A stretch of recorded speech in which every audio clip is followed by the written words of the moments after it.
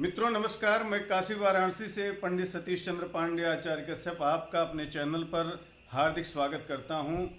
आज बहुत ही महत्वपूर्ण वीडियो लेकर आप सबके सम्मुख उपस्थित हुआ हूं। महारविवार का व्रत, जिसे बड़का इतवार, बड़ा इतवार, बड़ा रविवार आदि नामों से जाना जाता है, अत्यंत महत्वपूर्ण व्रत होता है।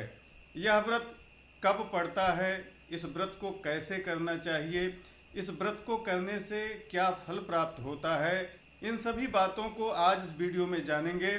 चैनल पर यदि आप नए हैं तो कृपया इसे सब्सक्राइब कर लें तथा नोटिफिकेशन बेल को ऑन कर लें, क्योंकि हम इसी तरह की महत्वपूर्ण वीडियो लेकर आते रहते हैं। कमेंट में ओम सूर्याय नमः जरूर लिखिएगा, क्योंकि इस पवित्र नाम के उच्चारण मात्र से, इसके लेखन से बहुत सारे सकारात्मक ऊर्जा अंदर उत्पन्न होने लगती है, जो कि हमारे शरीर के लिए अत्यंत उपयोगी होती है। जरूरतमंदों को इस वीडियो को जरूर शेयर कीजिएगा। आइए महारविवार से संबंधित इस वीडियो का शुभारंभ करते हैं। महारविवार के व्रत के संबंध में लोग थोड़ा सा परेशान हो जाते हैं कि यह किस रविवार को महारविवार का व्रत करना चाहिए। सबसे पहले तो हम इसे कंफर्म करेंगे कि महारविवार का व्रत किस रविवार को करें। यह भादों के महीने में पड़ता है, यह तो ठीक है, और भादों शुक्ल पक्ष में पड़ता है। तो जब सिंह के सूर्य हो जाते हैं, सिंह राशि में सूर्य का पदार्पण होता है, तो सिंह राशि सूर्य की अपनी राशि है, स्वराशि है। सिंह के सूर्य हो जाने के बाद जो तीसरा रविवार आता है, उसे महारविवार कहा जाता है। उसी दिन महारविवार का व्रत किया जाता है। भाद्रपद शुक्ल पक्ष में यह रविवार आता है, और इसी महीने में तीज का व्रत पड़ता है। इसी महीने में लोलार्क षष्ठी का व्रत पड़ता है, सूर्य सप्तमी का व्रत पड़ता है, संतान सप्तमी का व्रत पड़ता है। तो यह ध्यान रखें कि अगर तीज के दिन रविवार पड़ जा रहा है और वह तीसरा रविवार है, तो जो लोग रविवार व्रत को करते हैं और तीज के व्रत को भी करते हैं, तो वह सिर्फ तीज का व्रत करेंगे, तो रविवार का व्रत उन्हें नहीं करना चाहिए। और यदि शनिवार के दिन तीज है और रविवार को महारविवार व्रत पड़ जा रहा है, तो भी तीज व्रत करने वालों को महारविवार का व्रत नहीं करना चाहिए, क्योंकि तीज के व्रत के बाद निर्जला व्रत होता है, तो दूसरे दिन पारण करना चाहिए। और पारण जो है वह अन्न से होता है।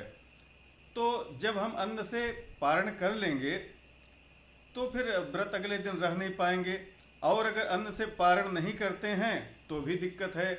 इसलिए यदि शनिवार को तीज पड़ रही है और अगले दिन रविवार को महारविवार व्रत पड़ रहा है, तो फिर तीज करने वालों को महारविवार का व्रत नहीं करना चाहिए।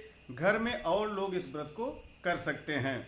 महारविवार का व्रत कैसे करना चाहिए, क्या क्या इसके नियम होते हैं, व्रत का विधान कैसे होता है, पूजा कैसी करनी चाहिए, रविवार की व्रत कथा कौन सी है, इन सब के विषय में हमने कुछ वीडियो पहले बनाई हुई हैं। आई बटन में आप उस वीडियो को जा करके देख सकते हैं। बहुत सारी जानकारियां उसमें आपको प्राप्त हो जाएंगी।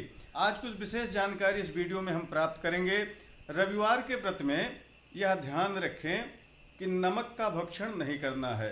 वैसे जो भी दिन के व्रत होते हैं, जैसे रविवार है, मंगलवार है, सोमवार है, शुक्रवार है, शनिवार है, जब ये वार के व्रत हम करते हैं तो उसमें नमक का भक्षण सब में निषेध है।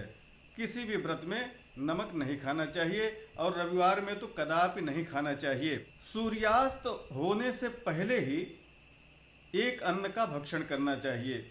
मीठा भोजन करें, आप चाहे तो पूड़ी बना सकते हैं, खीर बना लें, बखीर बना लें, इस तरह से कुछ बना करके एक अन्न का भक्षण आप करें।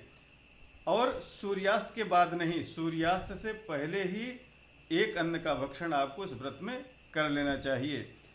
पूजा के संबंध में गाय के गोबर का अर्घा बनाना चाहिए। जैसे मिट्टी में हल षष्ठी के दिन हम सागर बनाते हैं, उसी तरह से जमीन पर गाय के गोबर से लीप कर गाय के गोबर के द्वारा एक पिंडी तैयार करना चाहिए।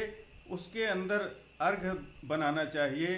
अर्घ्य में भगवान सूर्य को अर्घ्य देना चाहिए और उसमें यदि पूरे दिन भर जल या दूध भरा रहता है तो बड़ा पुण्य माना जाता है कि इसमें भरा हुआ जल सूख नहीं रहा है।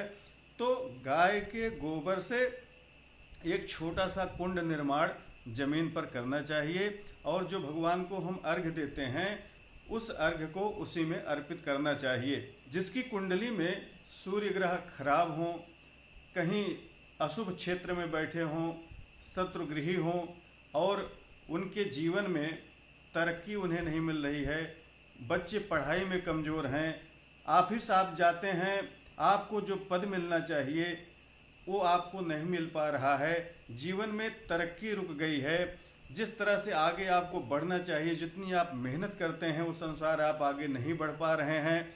और यदि शरीर में किसी के चर्म रोग है, त्वचा से संबंधित किसी भी प्रकार का अगर आपको रोग है, नेत्र पीड़ा है, नेत्र का कोई रोग है, तो भी रविवार का व्रत आपको करना चाहिए। भगवान सूर्य की कृपा से ये सारे रोग व्याधि पीड़ा सब दूर हो जाते हैं। और जिसके सूर्य उत्तम होते हैं कुंडली में, वो सूर्य की तरह ही चमकता है। जिधर भी वह जाएगा, चाहे वह अपने रोजगार में कोई काम करने जा रहा है, कहीं नौकरी करता है या कोई सरकारी सर्विस करता है, तो हजारों के बीच में वह पहचाना जाएगा। तो सूर्य की कृपा हो जाने से ऐसा होता है। तो ध्यान रखें, सूर्य को नित्य अर्घ्य जरूर दें। और अर्घ्य देने का नियम क्या है, कैसे अर्घ्य बनाना चाहिए और अर्घ्य देने का सही समय क्या है, इन सब के विषय में हमने वीडियो बनाई है। अगर आप देखना चाहते हैं तो आई बटन में आपको वीडियो मिल जाएगी। कहा गया है कि सूर्य जो है वह संपूर्ण जगत की आत्मा है। सूर्य आत्मा जगतस्तस्थु खस्य। अगर सूर्य ना हो तो जीवन असंभव है। उन्हीं के द्वारा हम देखते हैं, उन्हीं के द्वारा यहाँ पर रंग है, रूप है, यौवन है, शरीर में बल है, तेज है। और यदि सूर्य ना हो तो आप कल्पना करिए कि आप कैसे जीवन जिएंगे। तो प्रत्यक्ष देवता हैं, इनकी पूजा जरूरी है।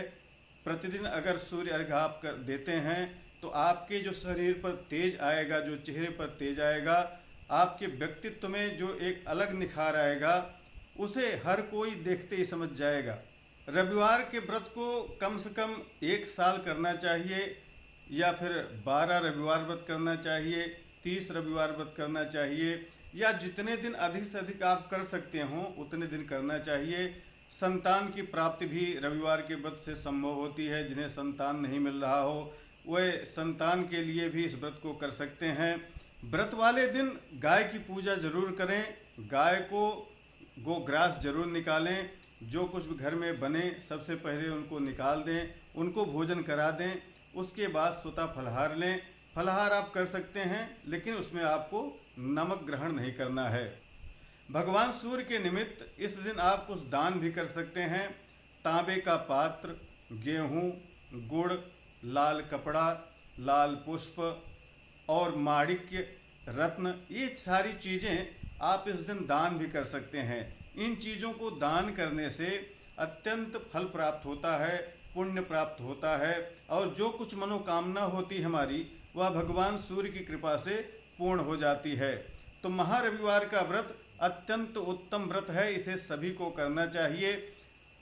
भगवान सूर्य की पूजा जो है, चाहे वह भानु सप्तमी हो, सूर्य सप्तमी हो, अचला सप्तमी हो या कोई रविवार का व्रत हो, जिस तरह से हम पूजा सूर्य की किसी एक व्रत में करते हैं उसी तरह अन्य व्रत में भी पूजा हमें करनी चाहिए। उसी तरह कलश स्थापन, गणेश की पूजा, भगवान को अर्पण अर्घ्य देना, उन्हें गंध अक्षत पुष्प धूप दीप नैवेद्य देना, यह सारा कर्म हमें करना चाहिए। स्वच्छता साफ सफाई का जरूर ध्यान देना चाहिए। हमें लाल रंग का आसन, लाल वस्त्र इत्यादि धारण करना चाहिए।